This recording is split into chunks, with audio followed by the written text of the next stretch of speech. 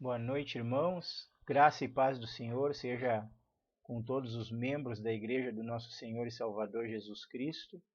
Nós vamos dar início a mais um estudo bíblico das quintas-feiras. Temos estudado a respeito do tema Retorno à Santidade. É um tema de extrema importância para a Igreja, não apenas nos nossos dias, mas a Igreja de todos os tempos. Afinal de contas, como temos tratado a ordem a respeito da salvação, a ordem a respeito de sermos cheios do Espírito Santo, a ordem a respeito de sermos cristãos fervorosos, avivados espiritualmente, é uma ordem da palavra de Deus, e deve ser cumprida pelo cristão. Não é uma opção que nós temos ser santos ou não ser santos, ser cheios do Espírito ou não ser.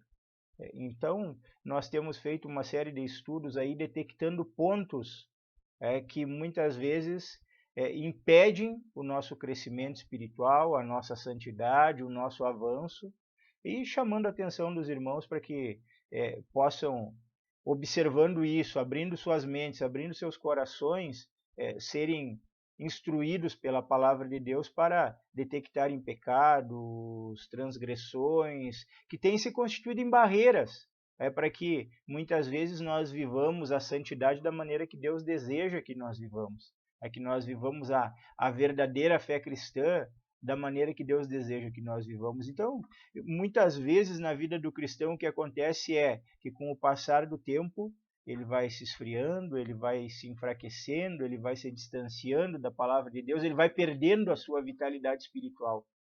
Que Deus ele nos ajude através desse estudo para que nós possamos voltar àquele primeiro amor, voltar a sermos fervorosos espiritualmente, a termos experiências de comunhão com Deus, experiências com a palavra do Senhor. Então, temos estudado nesse sentido e pedido a Deus e clamado ao Senhor para que o Senhor ele nos ajude.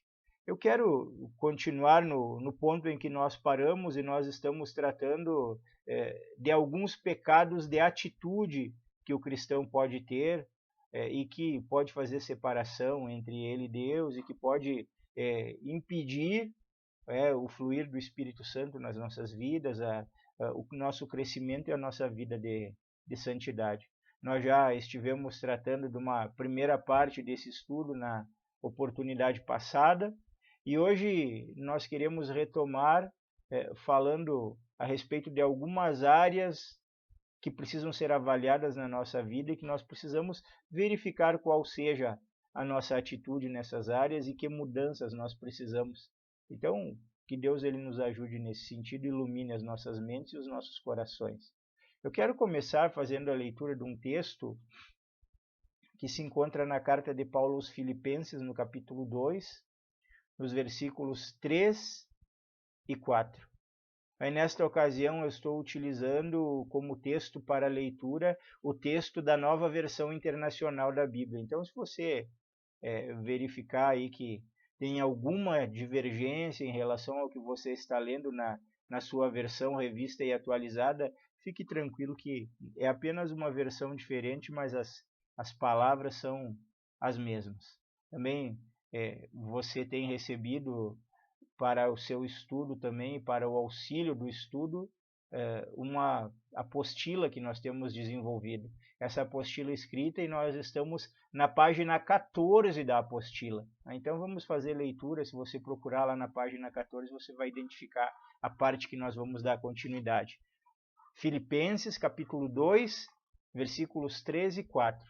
Diz assim a palavra do Senhor: Nada façam por ambição egoísta ou por vaidade, mas humildemente considerem os outros superiores a si mesmos. Cada um cuide não somente dos seus interesses, mas também dos interesses dos outros.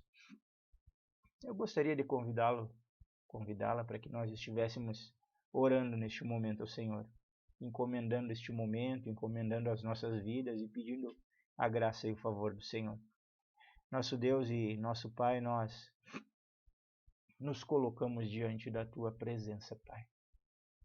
Rogamos ao Senhor Todo-Poderoso as Tuas bênçãos sobre as nossas vidas neste momento, Pai querido, e já reconhecemos, Pai, que o Senhor tem nos abençoado, tem nos agraciado com a vida, com o alimento, Pai querido, com a saúde, Pai querido, com tantas coisas o Senhor já tem nos agraciado, e nós louvamos o Teu nome por isso.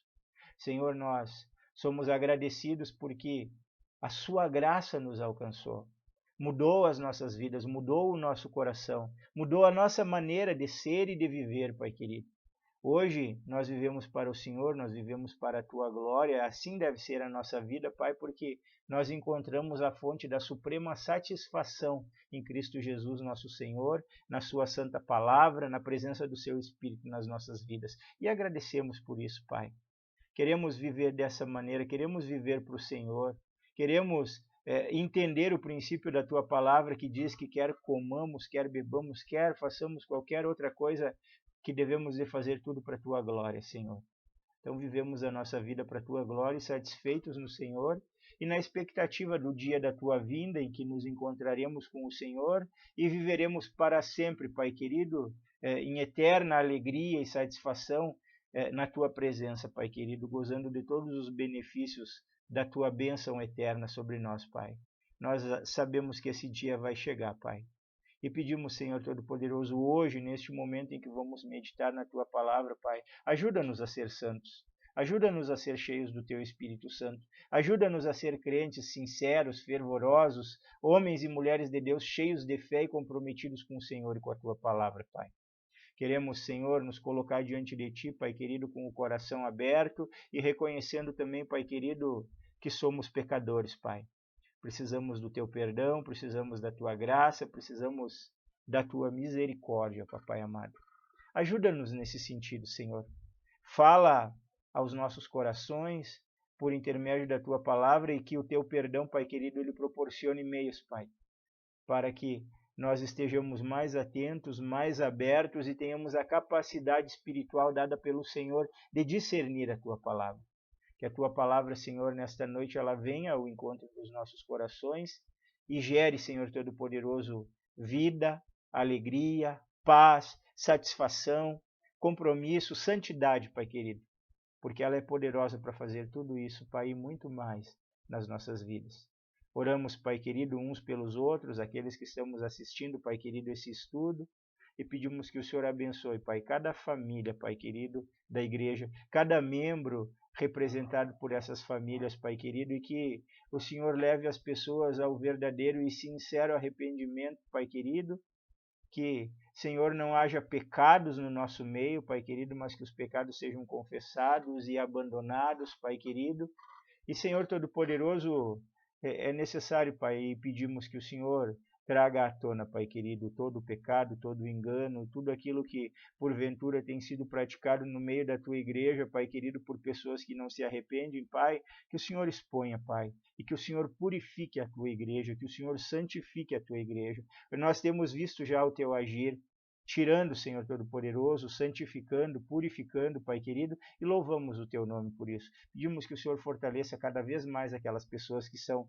verdadeiramente comprometidas com o Senhor e com a Tua palavra, e que o Senhor acrescente aqueles que hão de se salvar, Pai querido, para viverem uma vida justa, uma vida santa, uma vida reta, uma vida íntegra na Tua presença, considerando, Pai querido, que o nosso Senhor e Salvador Jesus Cristo morreu na cruz do Calvário para que nós vivêssemos esta vida.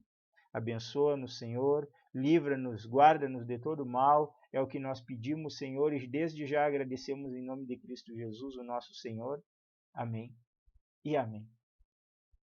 Bem, meus irmãos, dando continuidade então no nosso estudo, fizemos a leitura desse texto falando a respeito de pecados de atitude. Algumas atitudes que porventura podem existir na nossa vida, conforme Paulo escrevendo aos Filipenses levanta a questão. Podemos ter uma ambição egoísta, ou seja, voltada para nós mesmos, podemos fazer coisas por vaidade, e nós somos confrontados com a palavra de Deus que nos diz que nós devemos de fazer com humildade aquilo que nós fazemos e que devemos de considerar o nosso irmão como superior a nós mesmos. E devemos de ter um cuidado não apenas para com aquilo que é nosso, mas para com aquilo que é dos nossos irmãos também, para com o seu bem-estar, para com a sua satisfação, para com a bênção de Deus nas suas vidas. Ou seja, precisa haver um comprometimento da nossa parte para que os irmãos estejam bem. Precisa haver um esquecimento do nosso eu e uma preocupação com o nosso próximo. E muitas vezes nós temos detectado em meio à Igreja de Cristo situações assim, em que as pessoas influenciadas pelo mundo que nós vivemos, influenciadas pelas situações que esse mundo se nos apresenta, têm se envolvido com comportamentos que não são comportamentos cristãos, que não são comportamentos adequados e que nós devemos de extirpar do nosso meio, do nosso coração, da nossa vida, e vivermos como a palavra de Deus nos orienta, porque a palavra de Deus tem os melhores caminhos para nós. Então, eu gostaria de levantar algumas questões baseadas nessa atitude que nós estamos tratando aqui de ambição egoísta e de vaidade, confrontando a humildade, para que nós possamos se detectarmos algum erro, algum pecado nas nossas vidas, confessarmos e abandonarmos para que possamos continuar crescendo em graça, em sabedoria, em comunhão, em santidade, que é o nosso objetivo aqui nesta noite. Então, algumas perguntas para a nossa reflexão. Em primeiro lugar, você tende a chamar a atenção para si mesmo? Uma segunda pergunta que vem junto com essa pergunta. Você frequentemente se promove e rebaixa os outros? Então, duas questões. Chamar atenção para si mesmo e fazer coisas para se promover. Quando nós olhamos para o texto que nós fizemos leitura, é exatamente isso aí que se caracteriza como uma ambição egoísta ou como uma vaidade. E a verdade é que nós vivemos num mundo onde muitas pessoas fazem exatamente isso. Fazem coisas para se promover, fazem coisas para chamar atenção para si mesmas. Isso aí é um problema para a vida do cristão, já que nós somos desafiados a sermos humildes. E na oportunidade anterior, no último estudo que nós tivemos, inclusive nós lemos um texto bíblico em que a palavra diz que Deus dá graça aos humildes, mas que abate os soberbos. E o que nós devemos de considerar? Nós consideramos um pouco essa questão, mas eu queria dizer para os irmãos nessa noite que o dar graça não é apenas o dar graça no sentido de abençoar, de derramar a sua graça sobre as nossas vidas. Isso o Senhor faz, certamente, com aqueles que são seus, com aqueles que são humildes, com aqueles que reconhecem o agir de Deus na sua vida, porque nós vivemos num mundo de autopromoção, num mundo de competições, onde as pessoas querem ser os primeiros a qualquer custo, custe o que custar. E nós vivemos num mundo onde muitas pessoas que agem dessa maneira para chamar atenção para si, que querem se promover, mesmo que tenham que rebaixar os outros, não são cristãos. Aí o risco que nós corremos é que o cristão não entenda a questão da humildade e a questão da graça de Deus e em algum momento da sua vida tente viver dessa maneira também. Ou seja, fazer aquilo que o mundo faz para se promover, fazer aquilo que o mundo faz para ser reconhecido. E a questão do dar graça, que eu falei para os irmãos agora há pouco, eu queria ilustrar com a história de José. Nós temos no livro de Gênesis a história de José no Egito. E José foi alguém que foi levado escravo, foi vendido pelos seus irmãos, mas no decorrer da sua vida nós vemos vários momentos em que José encontrou graça diante dos olhos de pessoas, ou seja, o fato de Deus dar graça também envolve essa questão. Que questão? Qual é essa questão? Nós vemos, por exemplo, que, em primeiro lugar, José ele foi vendido como escravo para Potifar. E ele achou graça diante dos olhos de Potifar. E Potifar confiou a administração da sua casa, dos seus bens e de tudo para José. Por quê? Porque Deus deu graça para José diante dos olhos de Potifar. Aí uma cilada foi armada pela mulher de Potifar e o que acontece? Agora José vai preso, porque a mulher de Potifar acusou José de ter tentado abusar dela. E aí José vai para o cárcere e o que acontece? No cárcere ele encontra graça diante dos olhos do carcereiro e o carcereiro confia para José a administração do cárcere como um todo. E aí o que acontece? Ele ajuda um padeiro e ele ajuda um copeiro do rei, do faraó, com as suas visões que Deus dava para ele, com seus sonhos que Deus dava para ele. E num determinado momento, o copeiro do rei, o copeiro de Faraó, lembra para Faraó que José revelou um sonho para ele e José é trazido para revelar um sonho para Faraó e aí encontra a graça aos olhos de Faraó e o Faraó coloca ele como administrador de todo o Egito. Ele se tornou o segundo homem mais poderoso do Egito. Então, irmãos, nós temos aí uma ilustração do encontrar graça. Diferentemente do ímpio, nós que pertencemos a Deus, nós que somos fiéis a Deus, nós que vivemos em obediência à palavra de Deus, nós que temos uma vida de comunhão com o nosso Senhor, em vários momentos da nossa vida nós vamos, assim como José, encontrar graça que vem da parte de Deus diante dos olhos de determinadas pessoas. Um dia, talvez você vá disputar um emprego, vá disputar uma vaga numa empresa, e você, como um servo, como uma serva de Deus fiel ao Senhor, Deus vai cuidar e vai abrir uma porta para você, vai fazer com que você encontre graça diante da pessoa que está selecionando e diga assim, olha, eu quero essa pessoa. Se você é jovem, que é solteiro, um dia vai buscar uma companheira para você, uma namorada, alguém com quem você se case. E eu quero dizer para você que você não precisa ficar tentando chamar atenção por si mesmo ou tentar rebaixar os outros e se promover, porque além de Deus ter uma pessoa para você, essa pessoa certa, quando você for até ela, Deus vai lhe dar graça diante dos olhos dela.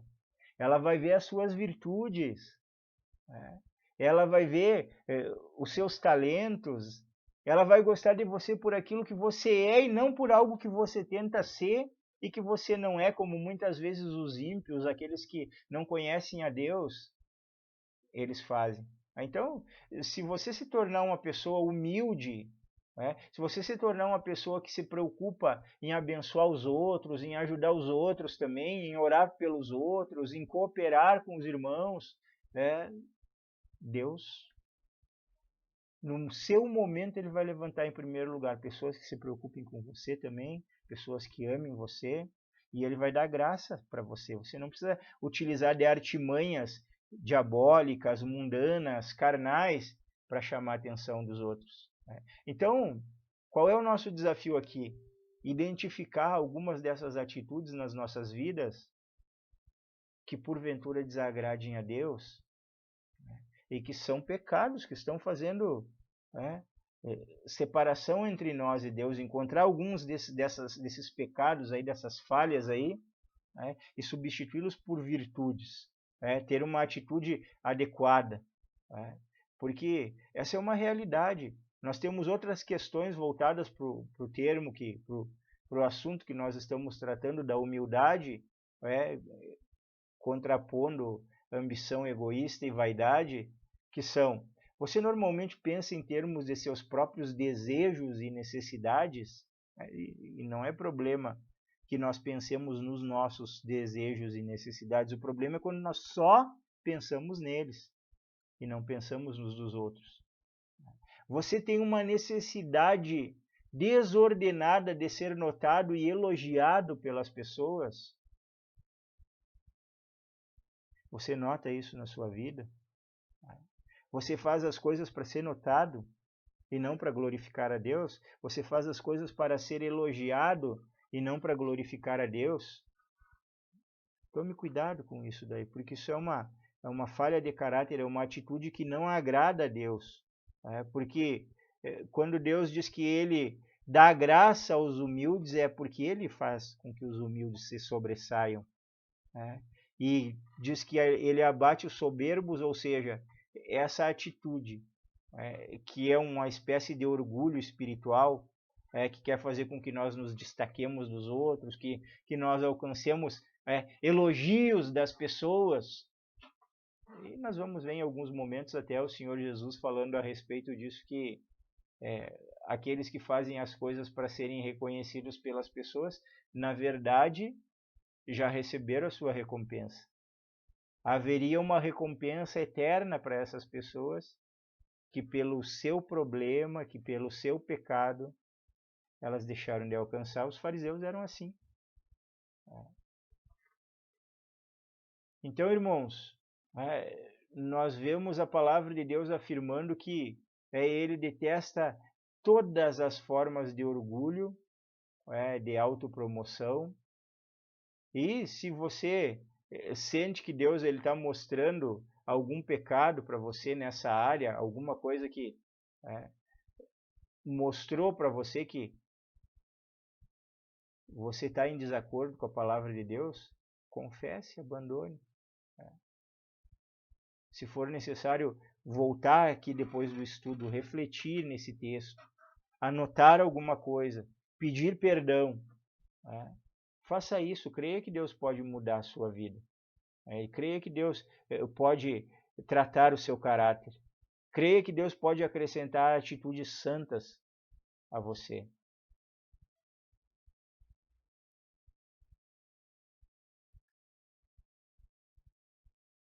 Vamos para outro aspecto relacionado aos pecados de atitude. Vejamos Tiago.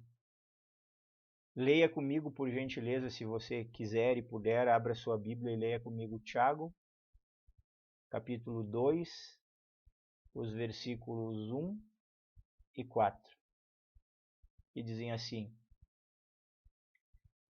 Meus irmãos, como crentes em nosso glorioso Senhor Jesus Cristo, não façam diferença entre as pessoas, tratando-as com parcialidade. Não estarão fazendo discriminação, fazendo julgamento com critérios errados?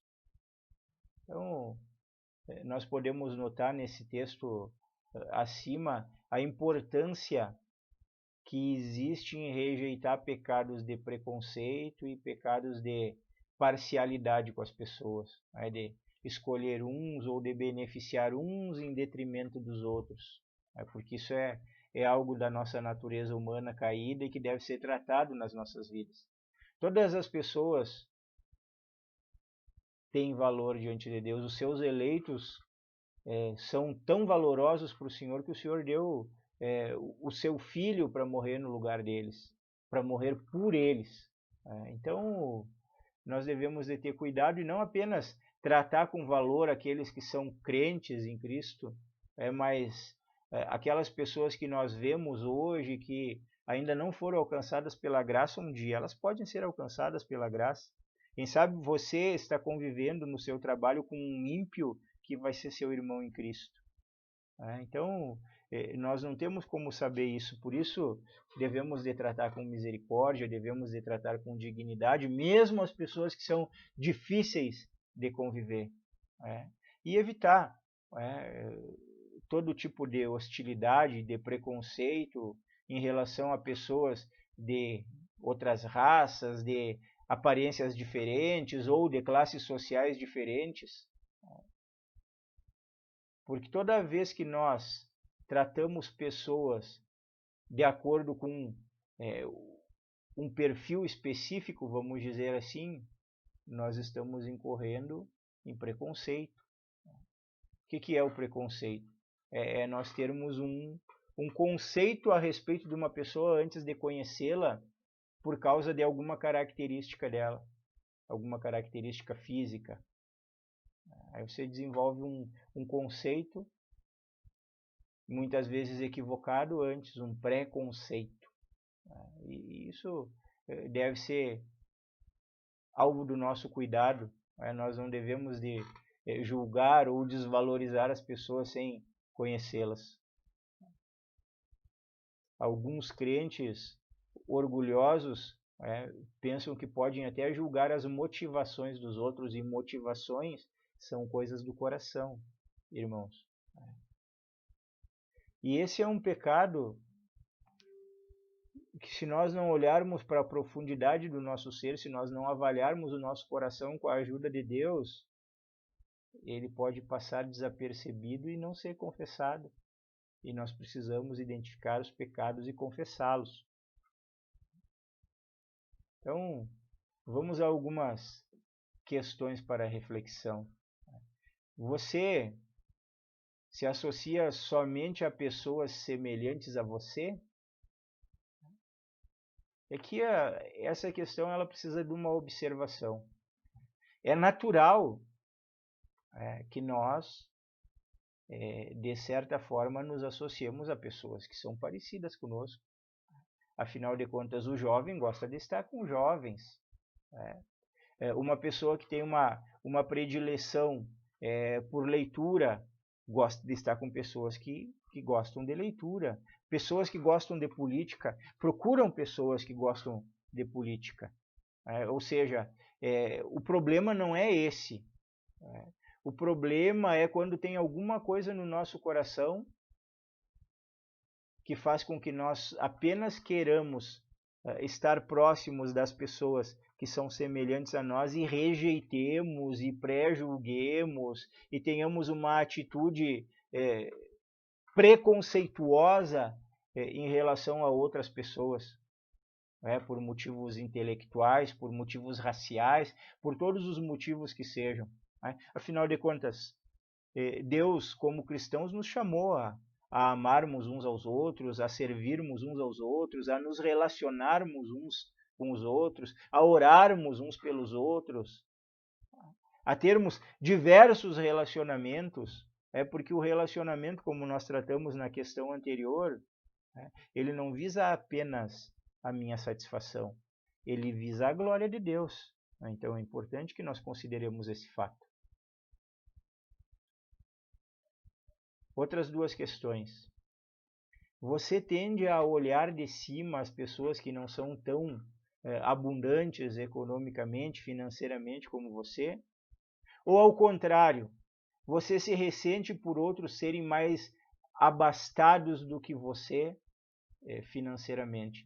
Aqui nós temos os dois lados de uma moeda. Em primeiro lugar, nós temos aquelas pessoas que podem ter uma condição de vida boa, e isso é bênção de Deus. E, no entanto, essa bênção de Deus não é bem usufruída, não é bem interpretada, e as pessoas olham para outras pessoas achando que são melhores, ou se sentindo superiores. E isso é algo que precisa ser tratado na vida do cristão, porque a vida ela é feita de altos e baixos, ela é feita de mudanças. Uma pessoa que está numa situação excelente financeiramente hoje, amanhã pode estar quebrada financeiramente. Ou seja, aquilo que nós temos, as nossas posses, isso não significa nada, porque pode mudar. Aquilo que nós somos, o caráter que nós temos, o amor que nós temos, isso sim significa. Então, em primeiro lugar, primeiro lado da moeda, como nós falamos, precisamos tomar cuidado com todo e qualquer sentimento ou pensamento de soberba e que nos faça sentir distintos dos outros por alguma condição, não apenas financeira, mais intelectual. Eu me acho mais inteligente que as outras pessoas. Eu acho que eu tenho mais sabedoria que as outras pessoas. Uma questão física. Eu me acho mais bonito, mais bonita que uma outra pessoa, ou que várias pessoas. Bom, eu quero dizer que tudo isso vai passar. A sua cultura, o seu nível intelectual, se ele não for utilizado para a glória de Deus, e se você não for uma pessoa humilde, sabendo que foi de Deus que você recebeu esse intelecto, ele vai servir apenas para distanciar você das pessoas. E ele devia de ajudar a você a se aproximar e ajudar outras pessoas. Da mesma forma, a beleza é uma coisa que se desvanece. Beleza passa, as pessoas envelhecem, e pessoas que se fundamentam na beleza, o que vai ser delas no futuro? Então, a beleza, se Deus deu para você beleza, louve a Deus por isso, mas saiba que isso não faz de você uma pessoa melhor do que ninguém, porque tudo, finanças, inteligência, beleza, vem do Senhor. O outro lado da moeda, e que não é menos pecaminoso, eu quero dizer para os irmãos nessa noite, não é menos pecaminoso, é que tem pessoas que ao contrário, têm ressentimento, porque outras pessoas têm condição melhor de vida. Pessoas que têm um sentimento de inveja, de insatisfação, de indignação. Pessoas que muitas vezes questionam a Deus, por que o fulano tem e eu não tenho? E nós vamos encontrar Paulo escrevendo a Timóteo no capítulo 6 da primeira carta, e ele diz que aqueles que querem enriquecer, eles muitas vezes caem em muitas ciladas e muitas armadilhas. É que nós devemos de estar satisfeitos com aquilo que nós temos. E muitos são os valores de Deus para todos nós, muitas são as bênçãos de Deus. Talvez nem todos tenham dinheiro, ou sejam abastados financeiramente. Mas se nós temos saúde, se nós temos algo para vestir, se nós temos algo para comer, e sabendo que nós temos a vida eterna em Cristo Jesus, nosso Senhor, aonde todos estaremos igualados na presença do Senhor, aonde os valores serão os valores espirituais na eternidade e não os materiais, por que algumas pessoas se ressentem? Deus tem nos dado o suficiente. Deus tem dado, pela sua graça, aquilo que cada pessoa precisa. Agora, se você tiver oportunidade de prosperar na vida, estude, trabalhe, faça um concurso, faça alguma coisa que chegue à sua mão, à sua oportunidade. Deus nos deu capacidade para isso. E Deus pode nos abençoar. Eu tenho visto pessoas que saíram de situações humildes, extremamente humildes, e que alcançaram altos patamares na vida com a bênção de Deus, patamares financeiros, intelectuais. Por quê? Porque confiaram em Deus, foram, trabalharam, não ficaram se ressentindo, não ficaram remoendo coisas no coração, não ficaram questionando Deus. O simples fato de Deus permitir que nós acordemos, que nós levantemos num dia, já devia de ser motivo de gratidão para nós, irmãos. Porque muitos, no dia de hoje, não despertaram. Partiram para a eternidade, e alguns sem Deus. Quer dizer, os motivos que nós temos para agradecer a Deus. Temos Deus, o Senhor das nossas vidas, temos vida, temos saúde. Se você é jovem e você não alcançou tudo aquilo que você queria na sua vida, peça para Deus e faça a sua parte, lute, batalhe. Mas não deixe que sentimentos de inferioridade ou de inveja, de ressentimento venham sobre você, porque você vai se distinguir dos outros. Deus ele nunca manda que nós fiquemos nos comiserando, nos achando coitados, mas ele manda que nós sejamos fiéis, que nós sejamos obedientes, que nós trabalhemos, que nós façamos a nossa parte. Outras questões relacionadas a essa questão de distinção entre pessoas, de um juízo equivocado. Você só se relaciona com pessoas da sua própria raça, cultura. Você desconfia daquela raça, cultura ou pessoa que teve um passado diferente de você. Você se acha bom demais para ser amigo de alguém que não é bonito, que não é fisicamente atraente. Então, são questões que precisam ser levantadas também, porque por meio dessas questões você identifica pecados na sua vida. Você é uma pessoa que faz algum tipo de distinção de raça. Se existe uma raça que não presta para você, que não é boa para você, você está em pecado, porque Deus não estabeleceu esse tipo de separação. Existe uma distinção de pessoa para pessoa. Existem pessoas de todas as raças com bom caráter, com mau caráter, confiáveis que não são de confiança,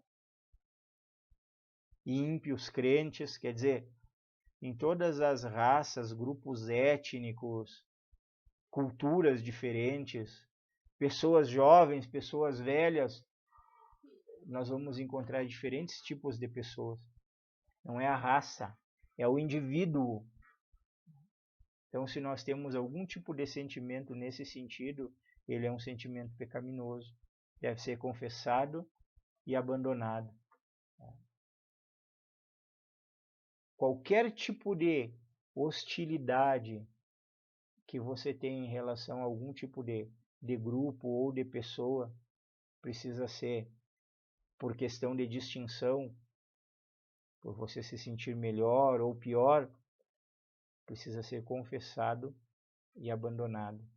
É uma atitude equivocada na vida do cristão, é um pecado de atitude.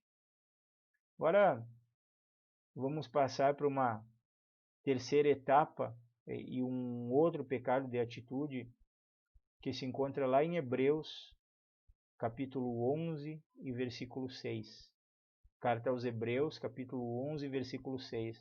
O texto diz assim: sem fé é impossível agradar a Deus, pois quem dele se aproxima precisa crer que ele existe e que recompensa aqueles que o buscam. Então, a fé é uma atitude da nossa parte. Em alguns textos bíblicos nós somos orientados a ter fé. Então, a falta de fé é um daqueles pecados, grandes pecados que o cristão ele pode cometer. Foi exatamente a falta de fé que fez com que os filhos de Israel eles morressem no deserto. Toda a descrença, ela interrompe o agir, o fluir de Deus na vida do cristão. Então, por causa da falta de fé, muitos crentes vivem fracos, vivem derrotados. Por causa da falta de fé, muitas orações não são atendidas. Então, devemos de atentar para essa atitude. Nós somos inclusive orientados pela Escritura a orar para pedir para Deus que Deus aumente a nossa fé. E o texto que nós fizemos leitura diz que se nós não tivermos fé, nós não podemos agradar a Deus. Precisamos estabelecer uma fé firme na presença do Senhor. Então, alguns questionamentos que nos ajudam a pensar a respeito dessa atitude nas nossas vidas. Você normalmente tem mais dúvidas do que fé? E em que momentos da sua vida você manifesta dúvida, você não crê que Deus está agindo por você, ou você não crê, isso Deus não pode fazer. Eu quero dizer para você nessa noite que Deus, ele é todo poderoso, ele pode fazer tudo. Ele atende às nossas orações. Apenas ele nem sempre nos dá aquilo que nós pedimos no momento que nós pedimos, ou nos dá aquilo que nós pedimos porque aquilo pode ser prejudicial para nós. Então nós temos um Deus que nos trata como filhos, que não e como filhos amados e que ele disciplina porque ama, não como filhos mimados. Aqui ele dá o que quer, quando quer. O problema do filho mimado é esse. Ele não aprende depois a lutar por si mesmo e as coisas destroem ele porque ele não é capaz de ter e o pai dá. Ele não tem maturidade ainda para ter e o pai dá uma determinada coisa para uma criança, porque ela quer. Nosso Deus não é um pai assim. Nosso Deus é um pai que dá aquilo que nós necessitamos e quando nós precisamos. Então, às vezes, ele vai dizer não para nós. Precisamos orar com fé, mas sabendo que fé não é manipular Deus para que ele nos dê tudo aquilo que nós queremos. Inclusive Jesus, lá no capítulo 7 do Evangelho de Mateus, versículo 7, ele vai dizer, pedi e dar-se-vos-á. Quer dizer, e depois ele vai dizer, todo o que pede, recebe. Então, é uma atitude de fé. Mas e quais são as suas questões? Quais são as dúvidas da sua vida em relação a Deus? Elas são maiores do que as suas atitudes de fé? Se são, você precisa confessar. E pedir que Deus ajude a restaurar isso. Que Deus aumente a sua fé. Você tem tendência de se preocupar e se corroer ao invés de confiar em Deus? É um dos grandes problemas dos nossos dias, é o problema da ansiedade. E a ansiedade, um dos causadores dela é a falta de fé. É a falta de confiança das pessoas de que Deus ele pode fazer alguma coisa. Então, em vez de confiar em Deus e entregar para Deus, que Deus vai nos dar sabedoria, Deus vai dirigir os nossos passos para a solução dos nossos problemas, e às vezes problemas pequenos. E essa ansiedade ela está alcançando cristãos dos nossos dias. Pequenos problemas que poderiam ser resolvidos com uma mudança de atitude, com uma mudança de pensamento, com uma mudança de hábitos, se transformam num causador de ansiedade, de preocupação. E ao contrário das pessoas confiarem em Deus, como Pedro diz, lançando sobre ele as vossas ansiedades, porque ele tem cuidado de vós, 1 Pedro 5,7. Ou o que Paulo diz lá em Filipenses no capítulo 4 e no versículo 6, não andeis ansiosos por coisa alguma. Então, muitas vezes o que acontece é, em vez de confiar, as pessoas ficam se corroendo, sofrendo. E Deus ele tem a resposta e a solução para todos os problemas da vida humana. Outra pergunta, você está confiando nas promessas de Deus totalmente ou se vê frequentemente ansioso? Nós temos aqui uma questão chave. Deus tem promessas para nós. Promessas de vitórias, promessas de bênção, promessas de fortalecimento diante da nossa atitude de fé e da nossa atitude de obediência, Porque a fé, o que Paulo vai dizer lá em Romanos no capítulo 10? A fé ela vem pelo ouvir e o ouvir pela palavra. Quer dizer, qual é a maneira de desenvolver fé?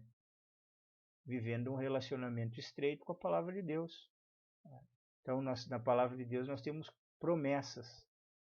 E quando nós confiamos na sua palavra e fundamentamos a nossa vida na sua palavra, Não tem motivo para ansiedade.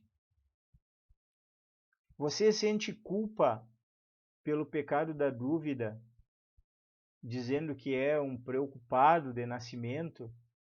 Eu sempre fui uma pessoa preocupada. Desde pequeno eu sou preocupado. Queira me desculpar, mas essa é uma desculpa da sua parte para não exercer a sua fé. A preocupação não vai mudar a condição da sua vida. A fé em Deus vai.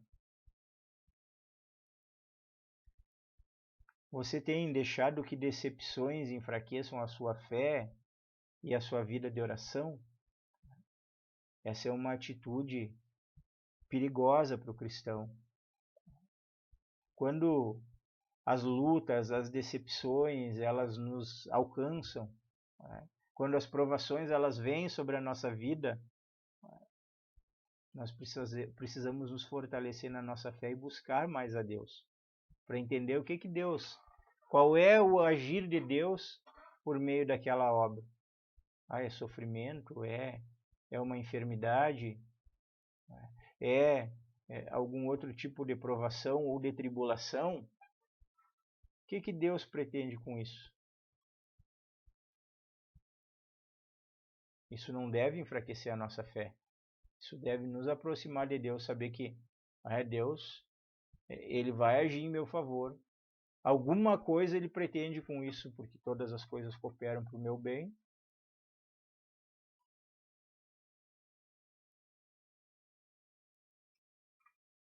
A ansiedade, irmãos, ela não é só uma fraqueza, ela é um pecado intencional contra Deus.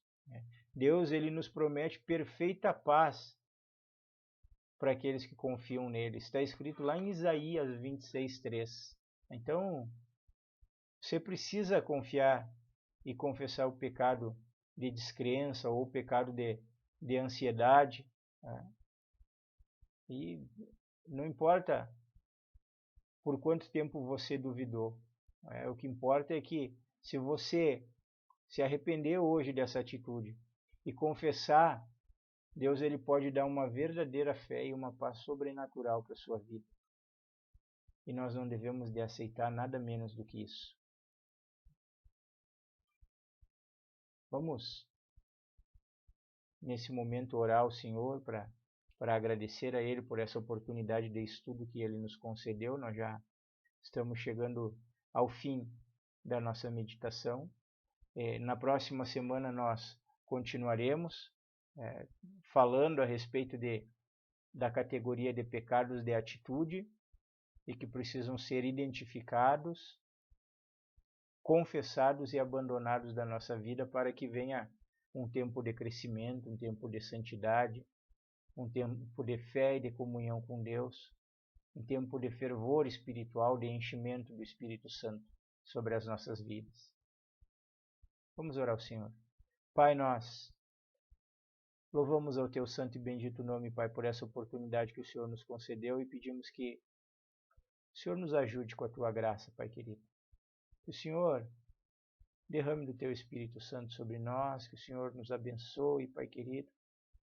Que o Senhor nos ajude diante dessas confrontações que nos foram feitas, Senhor, nesta noite, Pai, a vivermos, Pai, em obediência, a vivermos, Pai querido, de acordo com a Tua palavra, a confessarmos todos os nossos pecados, para vivermos em santidade, Pai. Tem misericórdia de nós, Pai. Ajuda-nos, Senhor, na questão do orgulho, ajuda-nos na questão da falta de fé, Pai querido, ajuda-nos na questão das distinções injustas que nós fazemos, Pai querido, uns para com os outros, Papai. E purifica-nos, Senhor. Purifica-nos de tudo isso, Pai querido, que os textos que nós lemos aqui hajam também no nosso coração e que o Teu Espírito Santo nos confronte também, assim como nós podemos nos confrontar uns aos outros, Pai. Aplica essas verdades a nós, Pai. Abençoa Teu povo, Pai. Livra-nos de todo mal nesse tempo, Pai querido, pelo qual nós estamos passando, Pai querido, um tempo diferente, um tempo de isolamento social, Pai querido. Ajuda-nos, Senhor Todo-Poderoso, a utilizarmos os melhores meios e as melhores estratégias para glorificar o Teu nome, Papai. Abençoa, Senhor, Teu povo, abençoa cada pessoa que está escutando, Senhor Todo-Poderoso, esse estudo. Dá a todos, Pai querido, uma noite de sono abençoada e um restante de semana até o domingo, Pai querido, abençoado, e que glorifique o Teu santo nome, Pai. É o que nós oramos e agradecemos em nome do nosso Senhor e Salvador Jesus Cristo. Amém e amém. Que Deus abençoe a todos e conceda a todos uma excelente noite de repouso na paz do Senhor.